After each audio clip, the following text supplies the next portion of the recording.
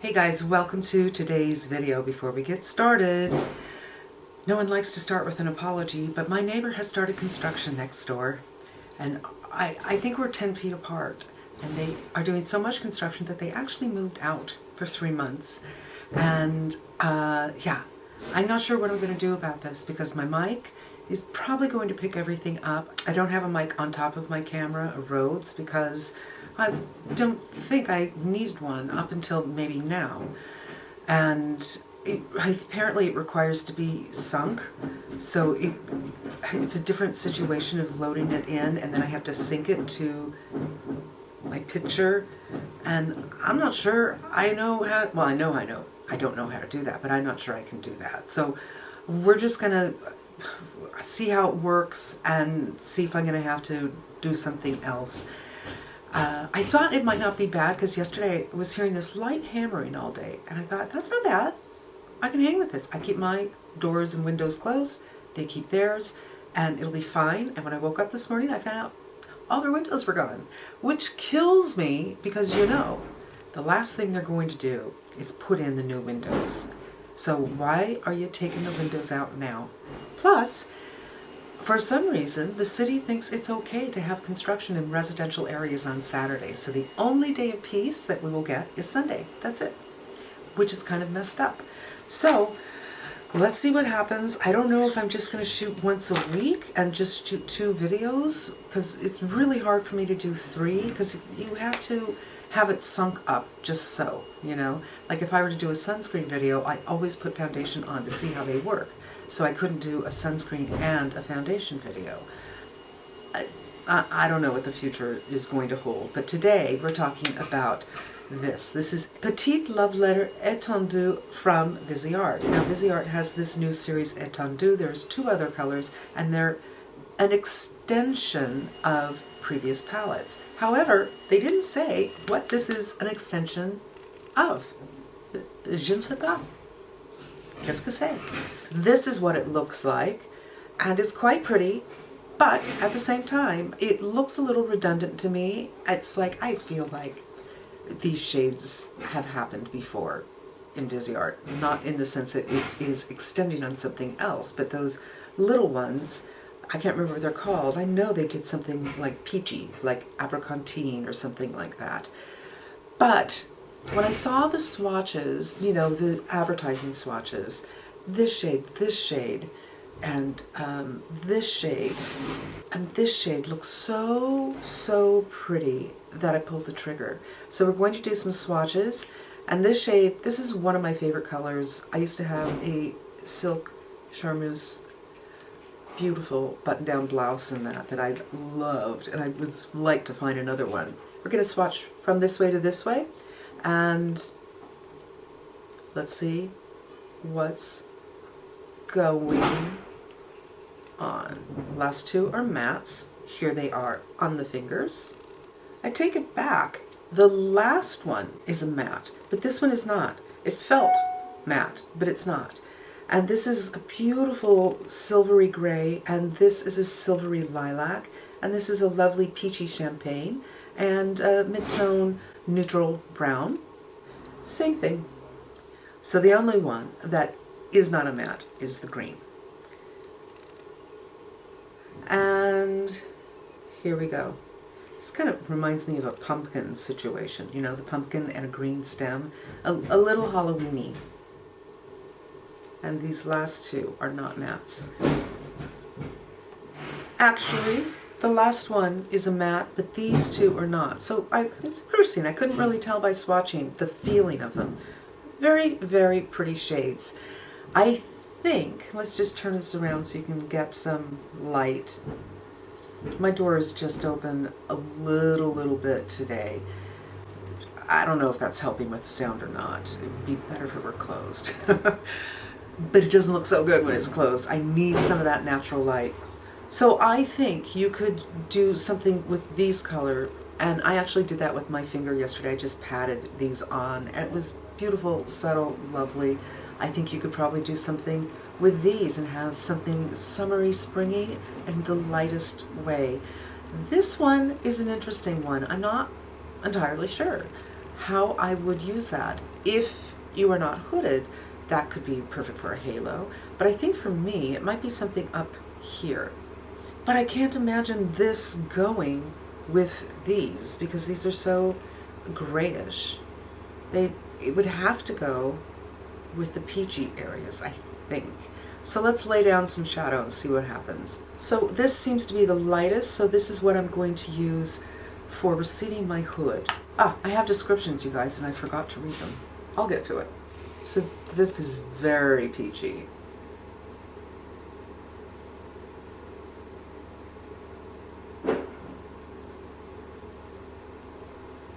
So this is very, very, very subtle.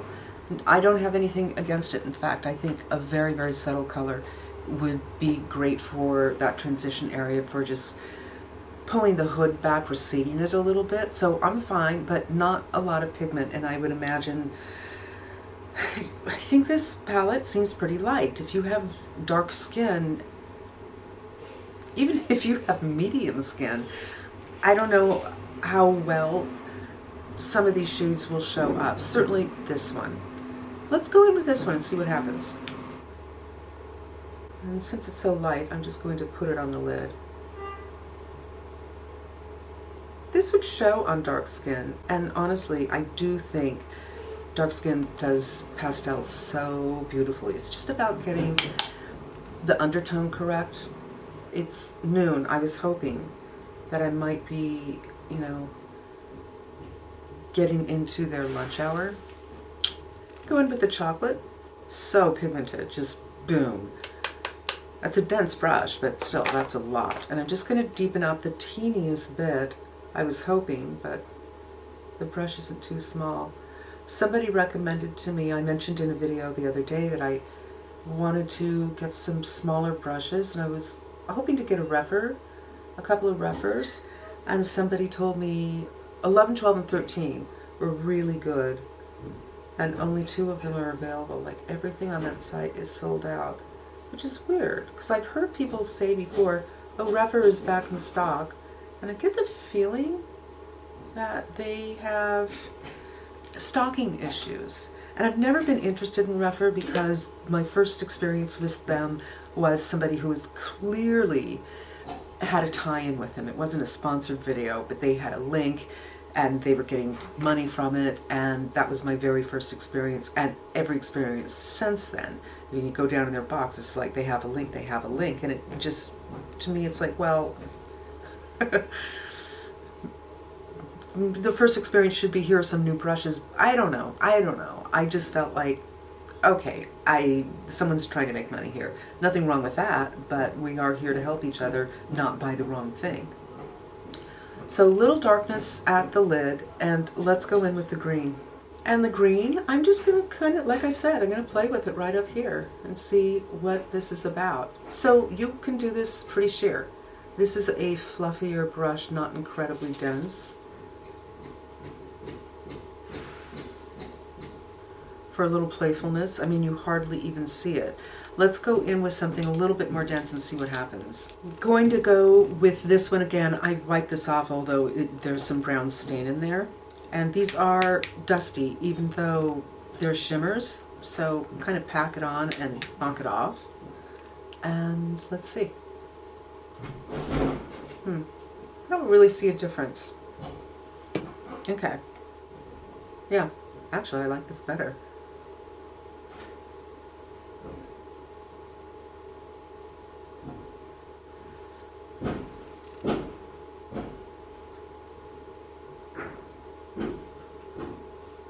Poor Lucy, she's like, what? I'm going to blend out with this brush and this color. It looks dirty, it is clean, you know, it's been spot cleaned. And that is the lightest matte.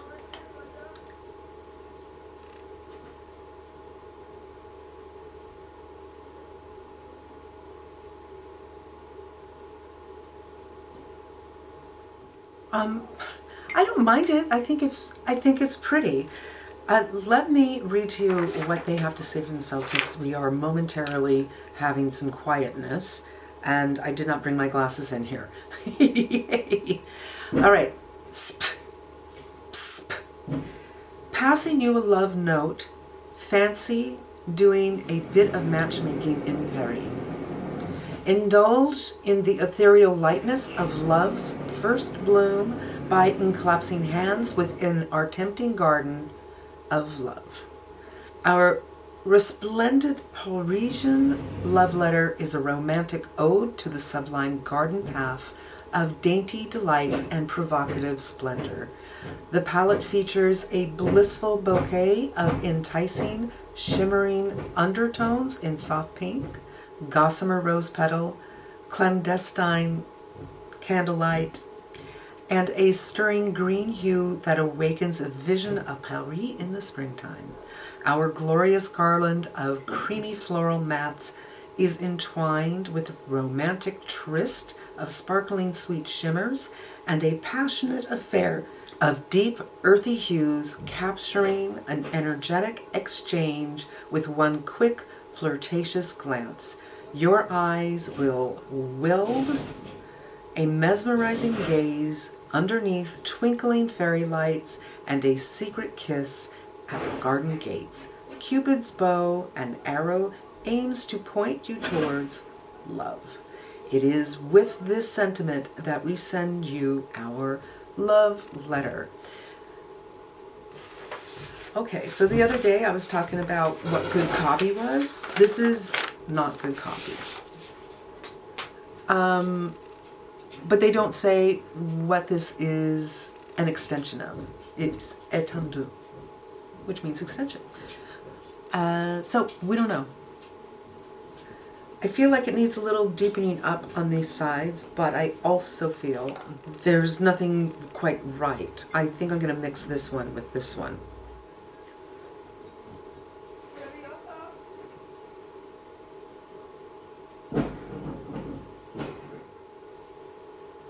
I'm just going to kind of pull that color up a little bit to give the eye a little bit of shape. And I am going to open the door so we can get better light, just to show you the swatches again and the final look. I do think the look is soft and pretty, but it is a little derivative. It is. I'm going to do some inner corner with this very, very pretty shade. And I think that's exactly what this shade was made for. It's quite lovely right here. And that's it. I'm not going to do mascara because I'm thinking, you know what? I want to show you what it would look like using those other colors that really drew me in. And that's these two. I think they're so very pretty. Although they do kind of remind me of some shades I have from Viseart. That might be the same thing. All right, now the door is open all the way, where before I had it just a foot or two, because with the door closed, the light's just awful. But let's take another look at these. You can see they're very, very similar, these light shimmers, and it's a weird palette. It's weird. It's weird.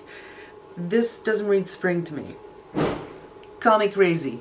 But I think it's pretty. I think I got a pretty look. If I got this at Sephora, I would probably send it back, personally. It's not all that for just this green shade.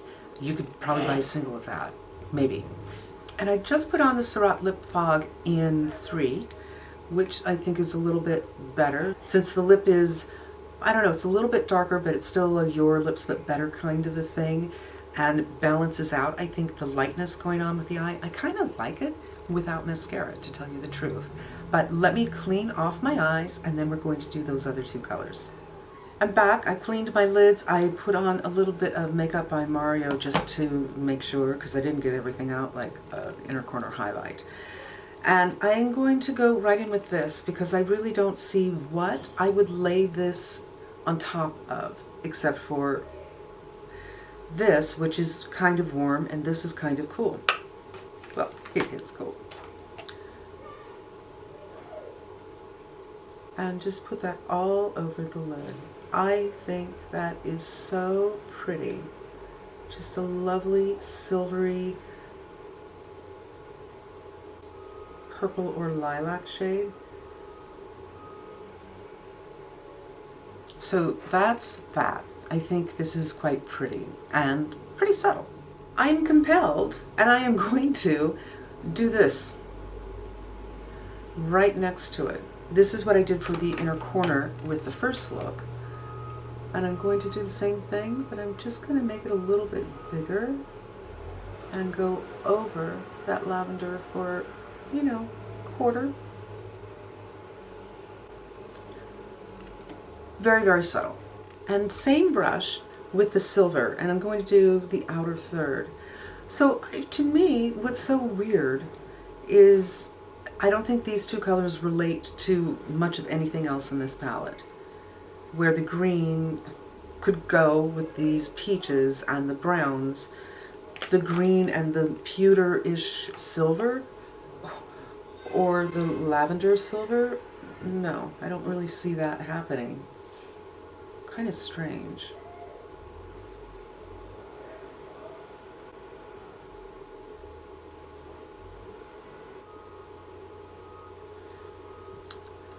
I don't really get it, you guys. I think I would just take a beauty blender and just make it an ethereal wash of gentle, sweet shimmer all over the place, almost like a one and done, but it's a three and done, and not go in to make anything darker or to even blend anything out. But these shades are now kind of looking very similar to each other. I'm finding there's a lot more reflection in this shade,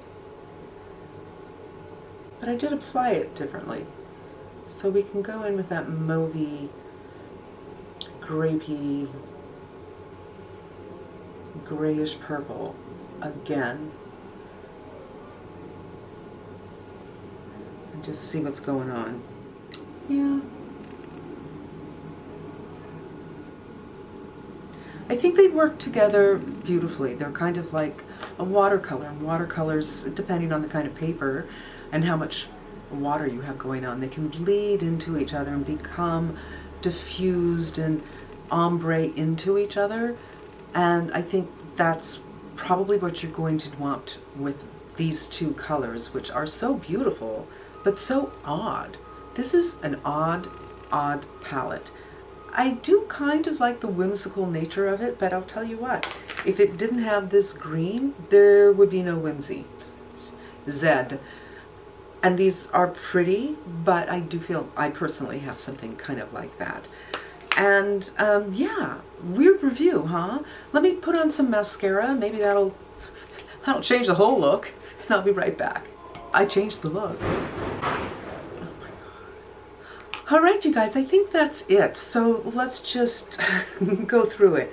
If you've never been here before, I really do like the Viseart shadows. They don't feel creamy to the touch, but they work beautifully on the lids, and they work very well with crepey lids. So when you're doing dark colors, for instance, you could see with that dark color that it was rich and deep, and it adhered. Where things that I've used from Melt, for instance, that are really dark, you can see the skin through them, and it's not adhering evenly on the crepey skin.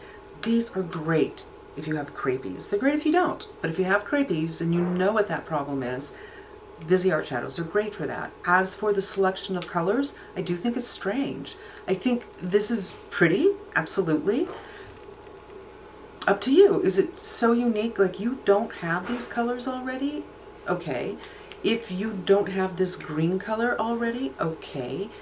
I kind of feel like if I had a single of this, and again, Viseart doesn't do returns, so yay, I'm going to have to keep it. I feel like if I had a single of that, I could get this with other palettes that I have, some even from Viseart that have these kind of peachy tones to them.